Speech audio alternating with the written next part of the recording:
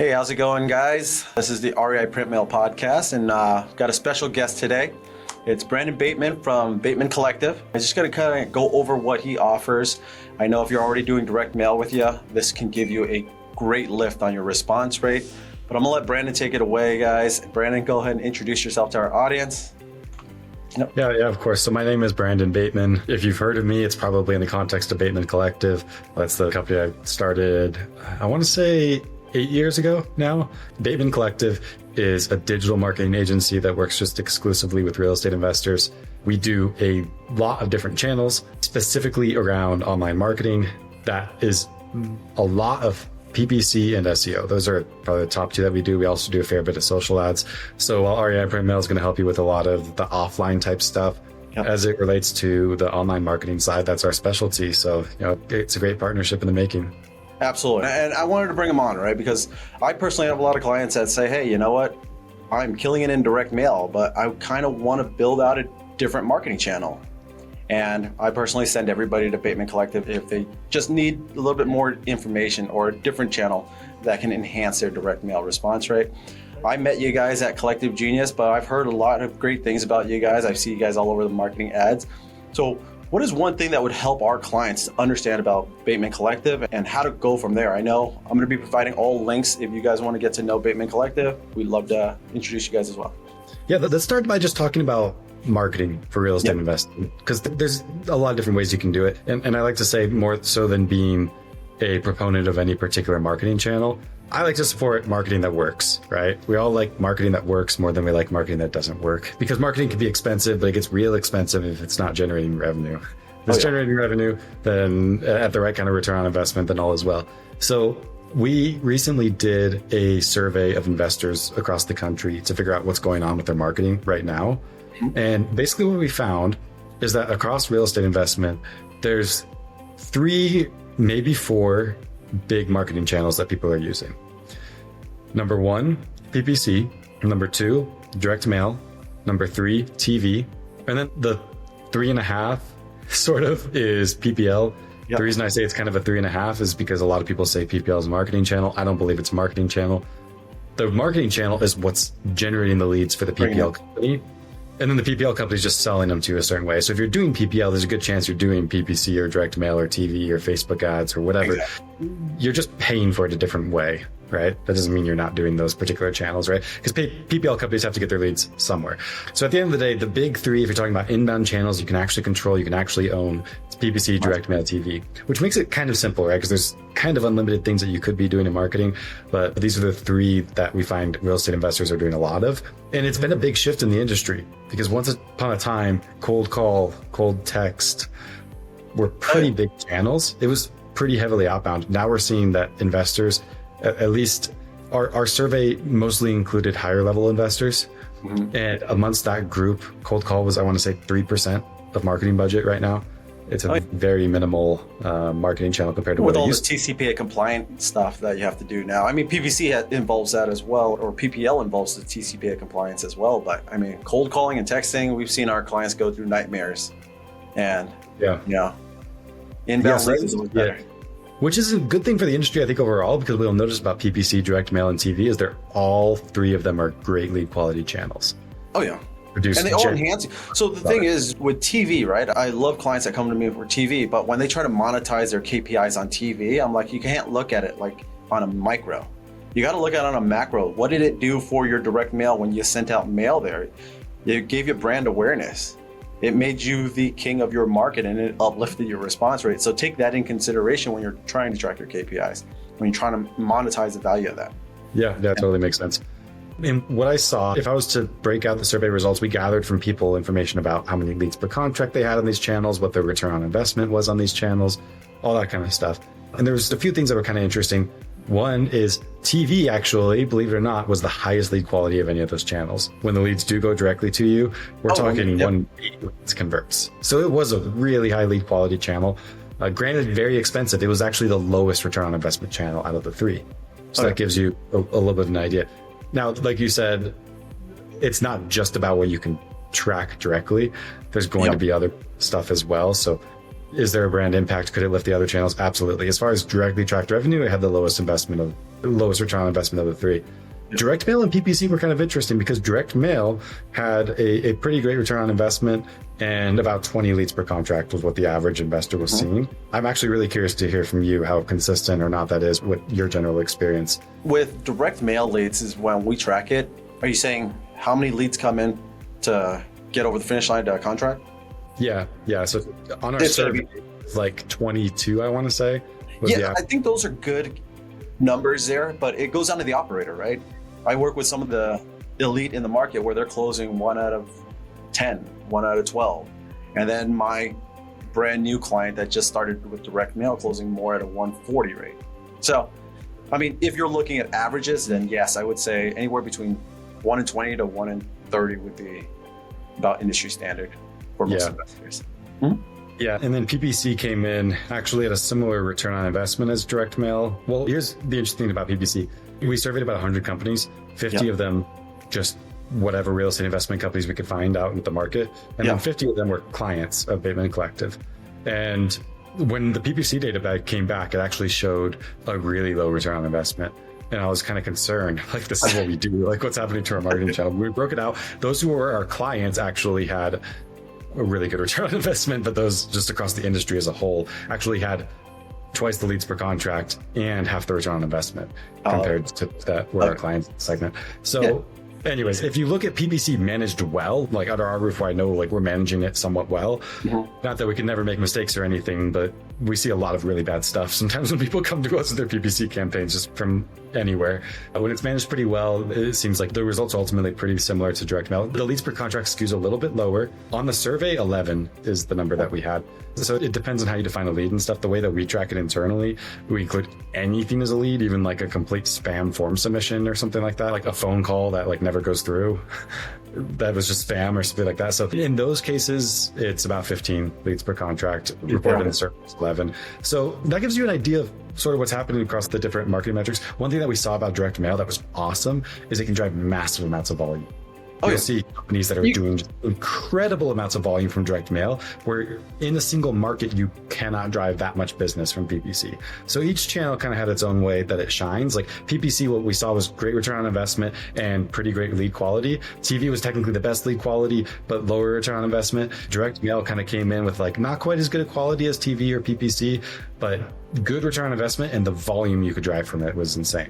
Oh, absolutely. One thing I love about the Bateman Collective, right, guys? If you guys are used to the way REIPrintMail caters and handles your guys' custom direct mail campaigns, and we work individually hand in hand with our clients when it comes to their direct mail strategy, I feel that you guys were the perfect fit for us as a referral and an affiliate for REIPrintMail because you guys do the same thing, right? It's data driven.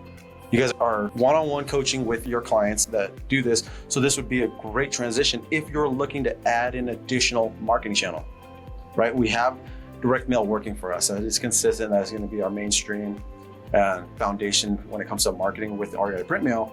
But hey, here's an added area if you see some type of decline or you just want to explore other options. And I never say take one budget and completely shut it off, or take your marketing budget and completely shut off one channel to try another one. I would say, hey, balance what's working best for you guys. Yeah, I think it's like a cardinal sin of marketing to cut a well-performing marketing campaign to do a different marketing campaign. And as I say that, it almost sounds like so obvious, but you'd be surprised it happens all the time. We even see within channels, right? Like you could be working with somebody who's mailing a certain list with a certain mailer, and it's going relatively well. And then they just decide to abandon that and try and start all over again. Without like testing it first. So I'm a huge advocate. And what's really interesting is I think when people first get into marketing, or even just let's just say entrepreneurship, like they have a business and marketing is just one of the things that they're doing as an entrepreneur, the tendency is to say, well, I could do this or that, and to be always trying to find a better that. What you'll find is a common thread amongst those that are a little bit more seasoned is they understand like this marketing channel might be my best channel this quarter. Next quarter, it might be my worst channel.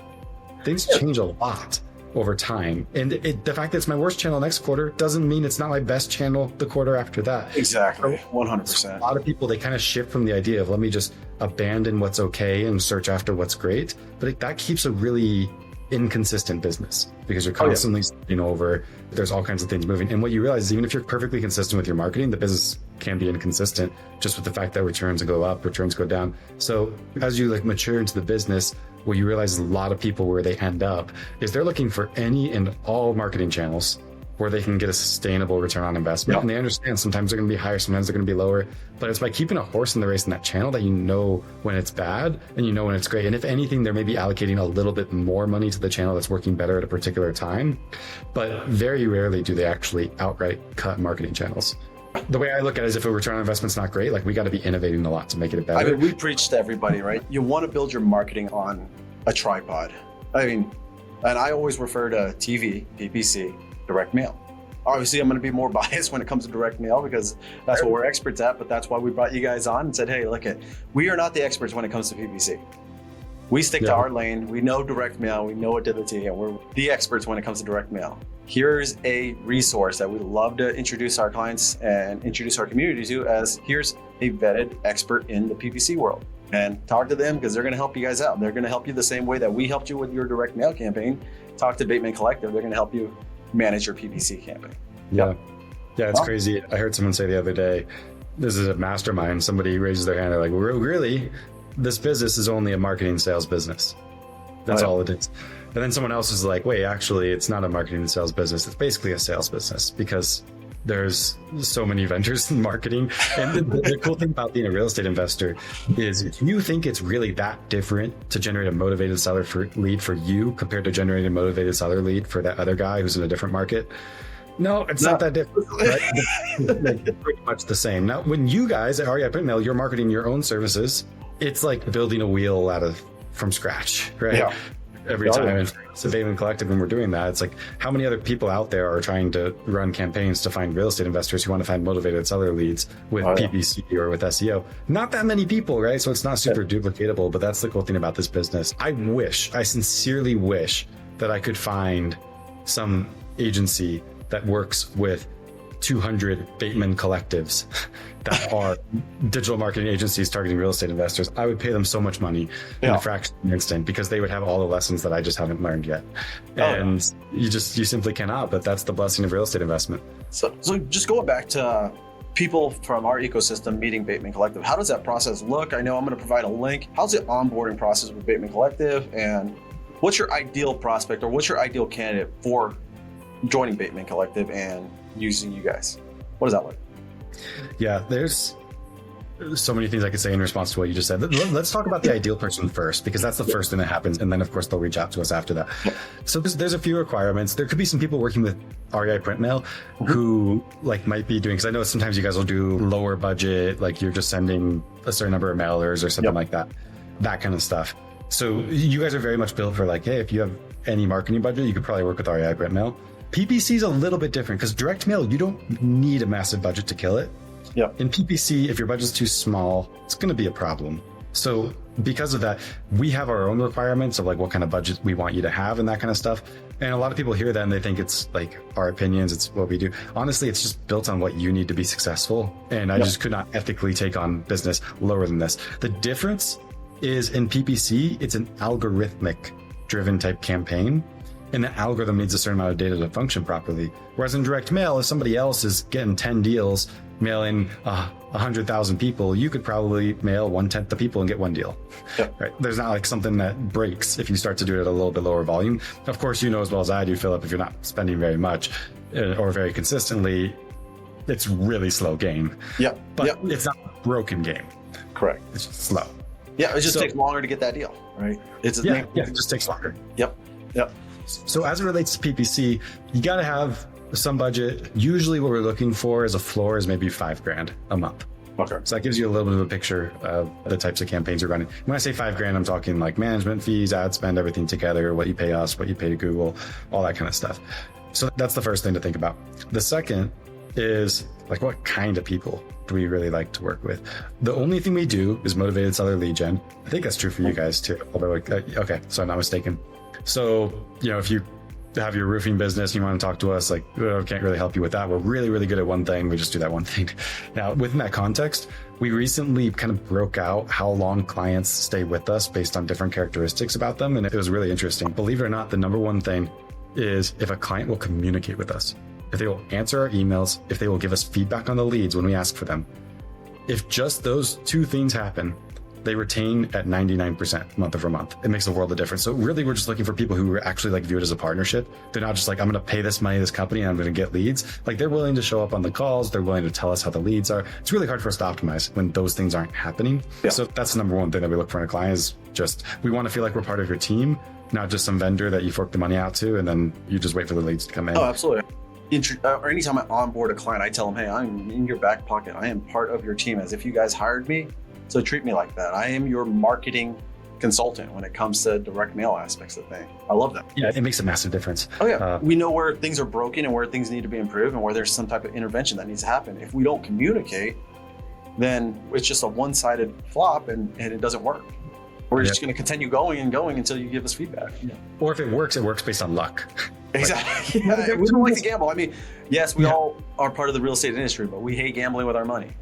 Well, you'd be surprised. I've seen some pretty reckless marketing budget spenders in the industry. So I think some people love gambling a little bit too much. What I love to do is kind of find out, okay, so if we built out a direct mail, let's say we had a client, right? And let's just say because REIPrintMail is located here in St. Louis, let's say we did a direct mail campaign for a client in the St. Louis market. Can you guys take his mailing list and build out a PPC campaign around his targeted list to give a lift? And how does that look? Or do you have any data to see that, hey, if we paired direct mail and PPC together, does it give us a lift on response rate? What is that? Yeah, let's talk about the overlap between these two channels, because there absolutely is some overlap, and it works sometimes in ways that you expect, sometimes in ways that you don't expect. Yeah. So the first place that I would start is one of the most obvious ways that PPC helps direct mail.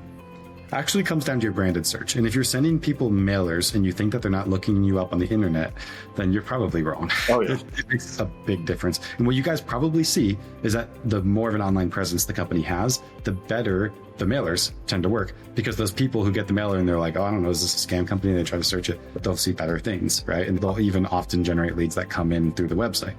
So what a lot of people don't realize, and this is true if you have basically any way that people can find you on your mailers, which is often a good idea. Like if this is just like a postcard from Jose saying, call me at this number, it doesn't matter. If you have a company name on there, which is a good idea if you have a company that's reputable, has reviews, like all that stuff, then they can find you. Now, here's the problem. I get a mailer from you. I go search your company name on Google. What's the first thing I'm going to see? Turns out it's actually probably going to be your competitor's PPC ad where they're bidding on your brand name. And what actually happens? Well, I know this because we often run PPC campaigns for our clients bidding on competitors' brand names. What happens? If you listen to the calls, the people call in, they're like, hey, is this insert your competitor's name?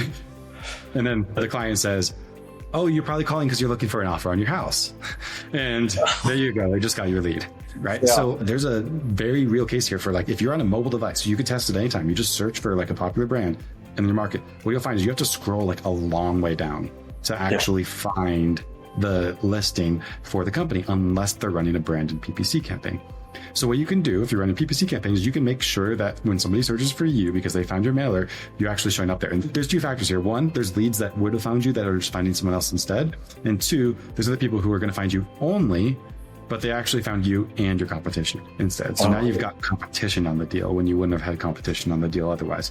So that's one way. And these branded campaigns that you can run on Google, they're actually very inexpensive because Google knows that for you to get your own traffic from your own brand, I mean, some people are upset that they have to pay for it at all, but they make it cheaper for you than it is for your competition to take it from you, just because you're highly relevant. They know if somebody's searching for REIPrintMail on Google, they're going to be happy with Google if Google gives them REIPrintMail versus if they give them something else. But if that something else is willing to pay Google a lot of money, then they think twice and they're willing to put those other stuff there. But if you come in and you're willing to pay something, then you'll get it. So that's one thing you could do. It's a branded campaign.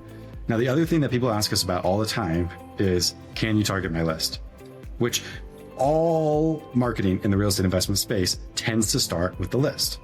Now, the really interesting thing about PPC, and I put myself a little bit at risk, like saying this, because I can tell you what a lot of our competitors do is they're like, oh yeah, totally, we could do that. And then they just do other stuff.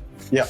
That generates the results, because everybody wants to hear that you can do that. And the answer is, can you do it? Absolutely. Do I recommend doing it? No. The reason I don't recommend it is because it just doesn't work, because PPC works a different way. If you think about it, direct mail is property-based targeting. You're looking for details about the property, you choose to target it. There you go. PPC is people-based and intent-based targeting, which is a completely different game. So why do you care about all those details, like the fact that someone's in pre-foreclosure or probate or has meth contamination in their house or whatever the heck's happening with their house? Why do you care about that stuff? It's somewhat predictive of somebody potentially having the intent to sell their house at a discount.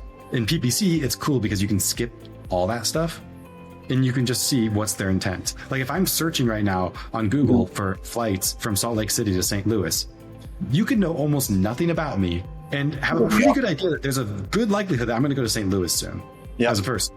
Because my intent, what I put into Google, is actually more predictive of my behavior than almost anything else. That's why the lead quality tends to be really, really high. So you kind of have to change your mindset about the way you're targeting, because in direct mail, you might be going after pre-foreclosures. You might be going after probates or something like that. In PPC, what you're going after is people who have an intent to sell their house, that have distress, but those people can fall in all kinds of different buckets. Someone who searches "we buy houses" on the internet, it might be that the house is in probate. It might be that they are in pre-foreclosure. It might be that they're getting divorced.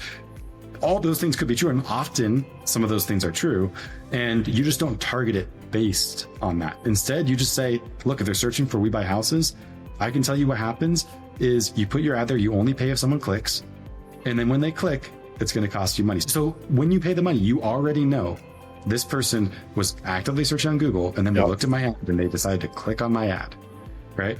And of course, for the mailer, you're going to pay 50 cents or whatever you pay to show up with someone. In our case, you're going to pay $50 for that click.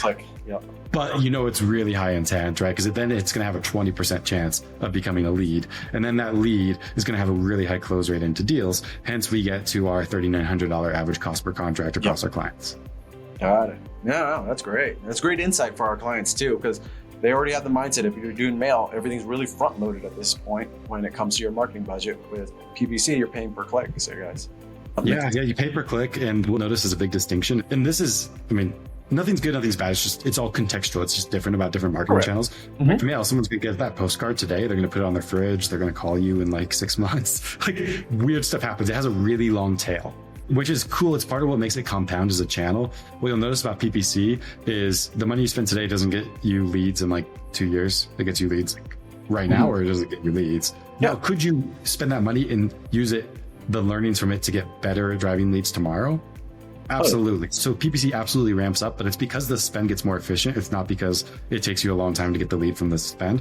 And then the other thing that our clients see is the cash conversion cycle on PPC is faster than any other marketing channel. Because you're just kind of mailing them hoping it's the right time, but it might not be the right time.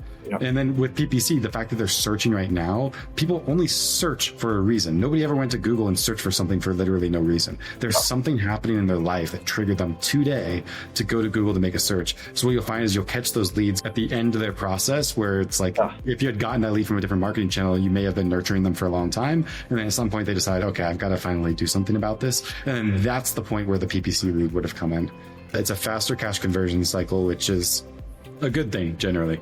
Yeah, and I tell my client with direct mail, here's your cash conversion cycle. I go on stage and talk about it all the time. I said, your cash conversion cycle, when you put money back in the bank from when you spent on your direct mail, depending on what your end game is, if you're a wholesaler, fix and flip, those are going to be different.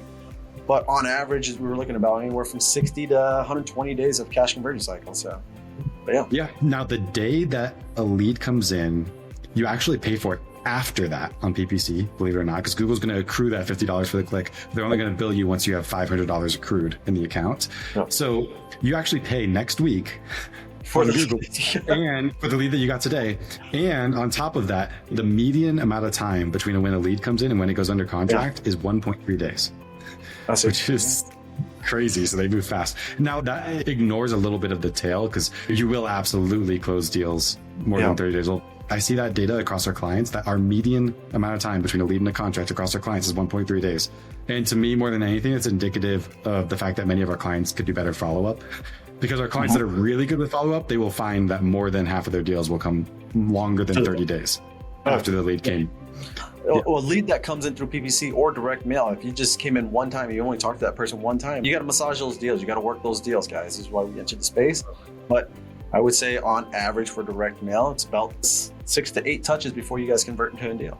Yeah, that's super fair. And for PPC, it depends on your sales process. But I mean, I've had clients that they close 40% of their contracts on the very first phone call.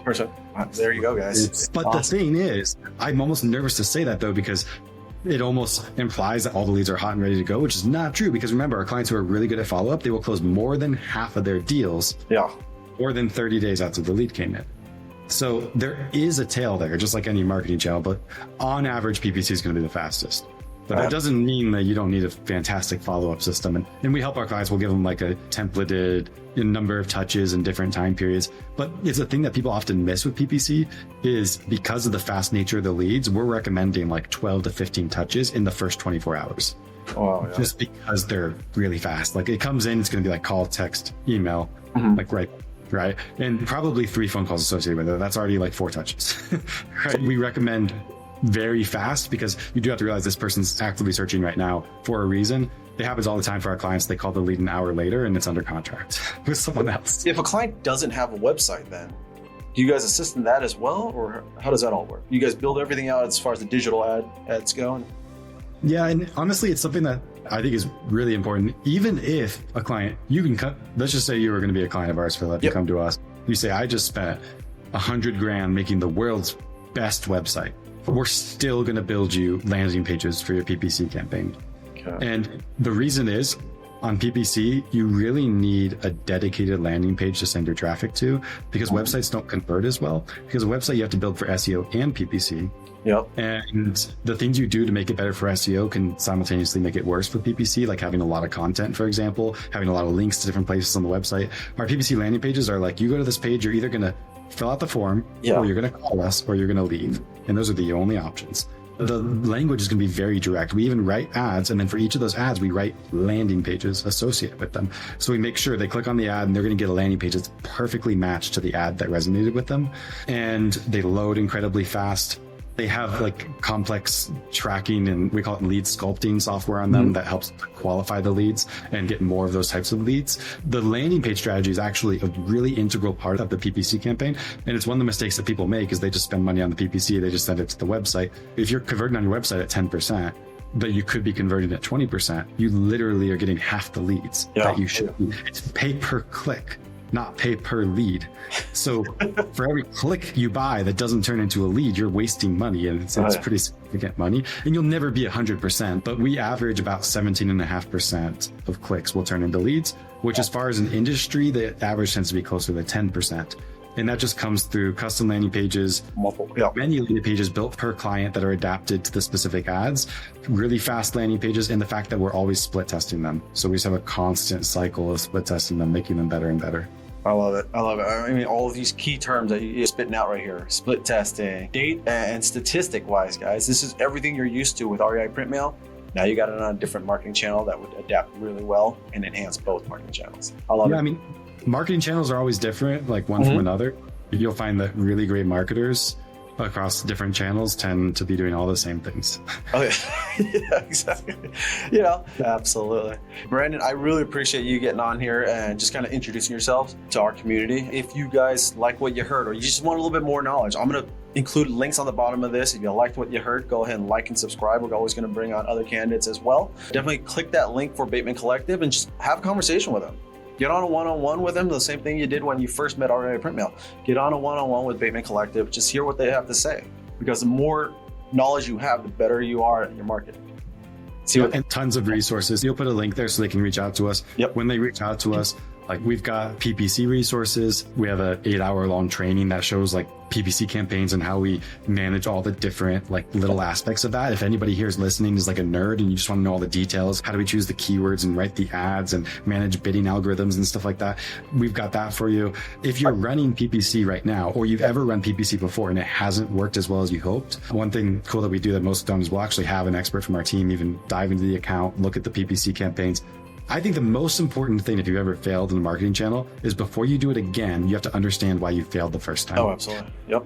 Because otherwise you might just do the same thing over and over again. Oh, right? Trust me, we have clients that came from other competitors, other mail houses, not what we do, but they came in and they want to mimic the exact same plan that they had before. And hey, if you're going to mimic the exact same thing, but all you're using is a different printer, you're going to still yield the same results. And the way we would approach that with PPC, if you're going to come to us, is we'd say, you know what, if that other thing was working, then why we'll keep it working. Yeah, exactly. And then simultaneously, we'll launch a new campaign with our hypothesis of what we think is going to work better. And then usually what will happen, the new campaign won't work as well quite at the beginning because out of the gate, like especially PPC is very algorithmic, so it has to run some spend through it before it starts performing pretty well. Usually we're looking at like maybe 90-day ramp up to get like the lead flow and the lead quality kind of right. But then once we get to that point, usually the new campaign's working better than the old one, cut the old one, all in on the new one. It's a really good process for just like phasing out things that are still technically good enough.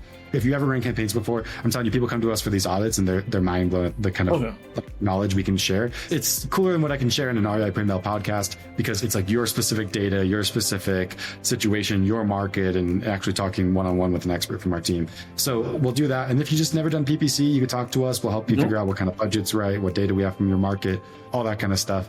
We jump straight into the strategy from the beginning, and that's kind of our process of adding value. So I encourage you to reach out for that. Guys, it's almost what you're used to with REIPrintMail. You get it with Bateman Collective, and it's a whole different channel of marketing. Guys, now you got a two-headed snake here that's going to dominate the market, guys. Reach out to them and continue reaching out to your coach with REIPrintMail and find out if it's a good fit and see if it's something you guys would be interested in.